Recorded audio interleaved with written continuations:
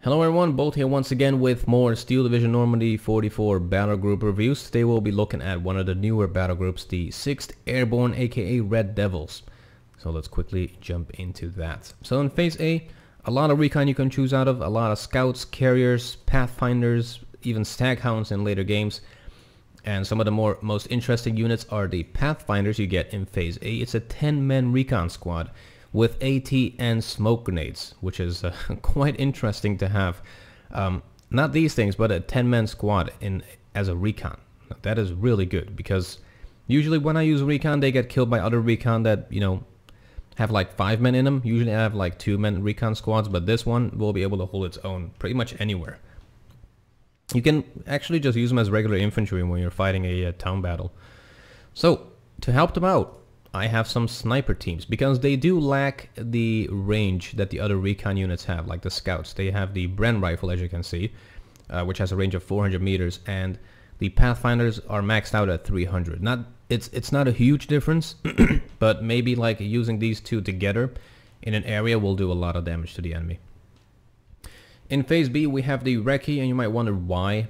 You could go for the scouts and the UNIF carriers, or you could go for a staghound on its own. Well, I just like the Humber Mark III. It's a really nimble unit. It's a good infantry support unit.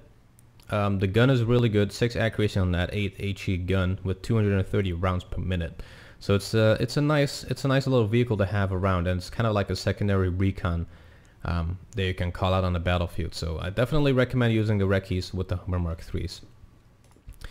And since you guys will probably scream at your screen, get the staghound, I've put in one staghound. I've not used them yet. In Phase B, I usually just have infantry recon everywhere, but I will give these guys a shot. They do have 8 AP, which is quite nice. But then again, it's Phase B, and you might just lose it from anything, really, like even a bomber. Let's quickly jump over to the infantry tab, and we have an unholy amount of highly veteran or highly trained infantry. And in Phase A, we pretty much put everything in it. Like we have, let's start with the leaders. So we have 3 units of leaders. They also have AT grenades. I'm not going to really go through what the leaders do.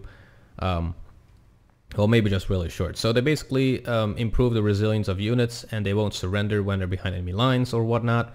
And they perform normally even when behind enemy lines, and receive only half the suppression. So that is pretty much the bonuses that you get from a leader. It's kind of like a big morale boost.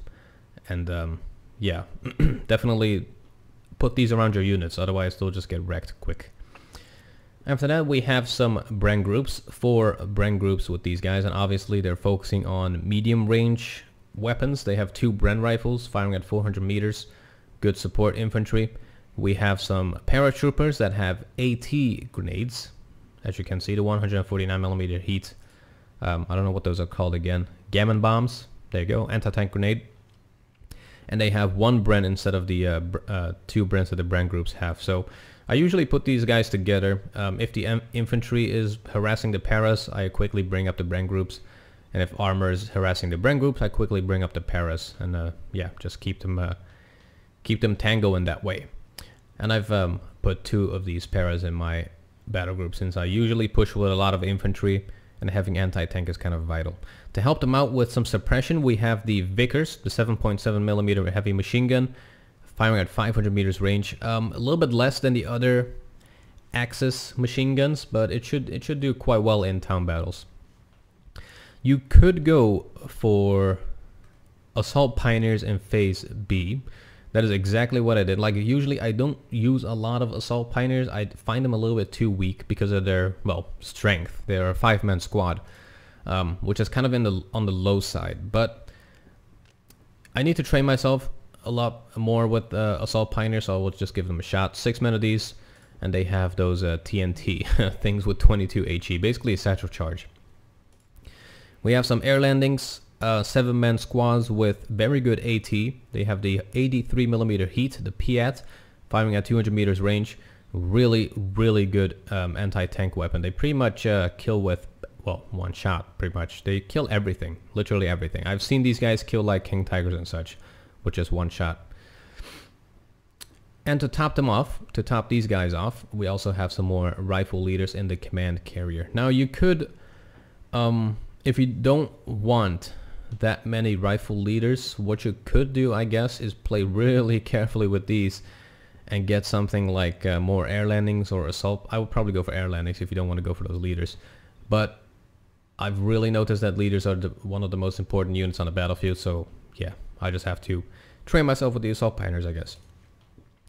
In the tank tab, kind of underwhelming in later phases, but really good in phase A. These Tetrarch little Johns with their sick 14 AP anti-tank gun. Holy shit, I've used them in a battlefield, they just wreck everything. And that video will be uploaded in the next like 4 hours after releasing this video, at the moment of release, pretty much. So yeah, definitely put these in phase A. Only cost 60 points for 14 AP value guns. Yeah, there's not much I need to say about this guy. It's just an overall beast.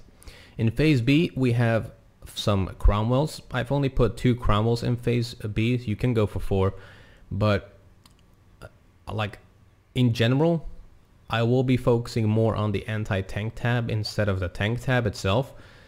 I just put these guys in just in case. Like the Cromwell's good overall phase B tank, but in phase C, you don't really have much to fight the heavy armor that Axis has against you. Like, yeah, the 16 anti or AP gun of the Challengers will do a lot of damage, but that armor is not going to help you in a tank-on-tank battle. So, but just in case, I've put in 4 more Cromwells, Cromwell 5s in phase C, and some Challengers in phase C to help out my anti-tank guns.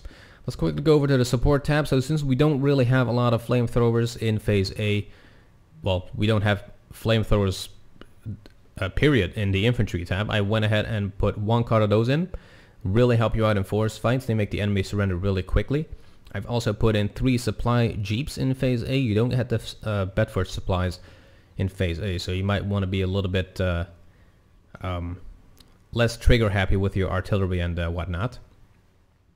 And to help out my supply problems, I've put in 1 card of Bedford supplies. Now you can go for a lot of HE focused support vehicles, like the Grnvld 6. I think that's the 6. Yeah, Grnvld 6. Someone commented in my previous video what the Latin numbers were again. I need to refresh that real quick. But yeah, the Grnvld 13 AP and the Dingo and such do some HE power as well. You can go through that on yourself.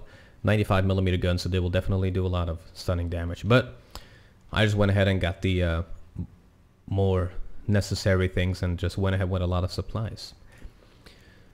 In the anti-tank tab, as I said, I will be focusing more anti-tank instead of tank in my games, playing with this battle group. And since we don't really have a lot of anti-tank in phase A with the infantry, well, we do have them, but they're kind of close range. So if I'm doing like a town push, I usually put like 1 or 2 of these in the midst of my infantry when I'm doing a push. Like 100 meters is not a lot of range.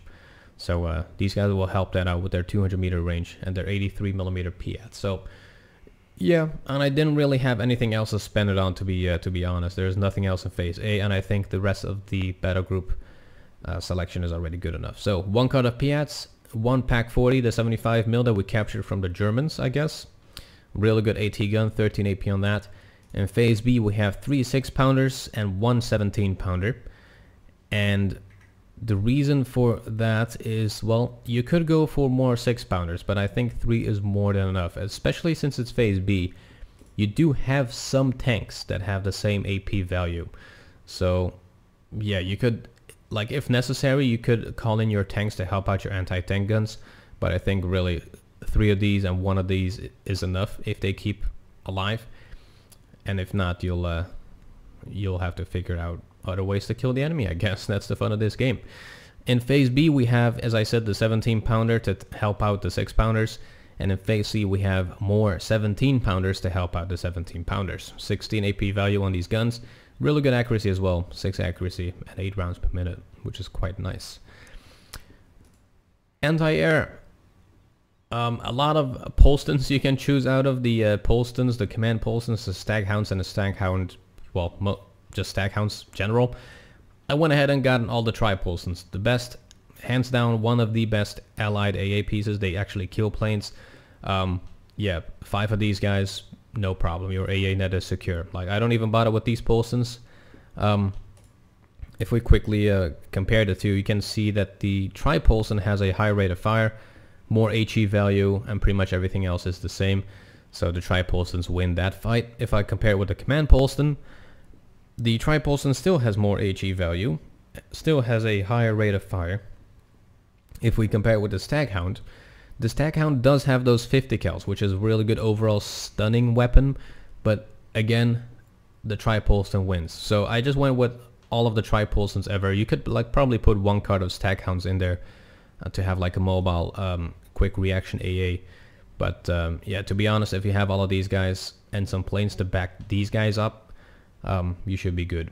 In the artillery tab, lots and lots of artillery. We went ahead and got 2 of these mortars in phase A. They're the 81mm mortars. Really good units. 1200 meters range is a lot, definitely if you want to support your infantry around the battlefield. You have a huge range with these, or huge area you can respond to with these mortars.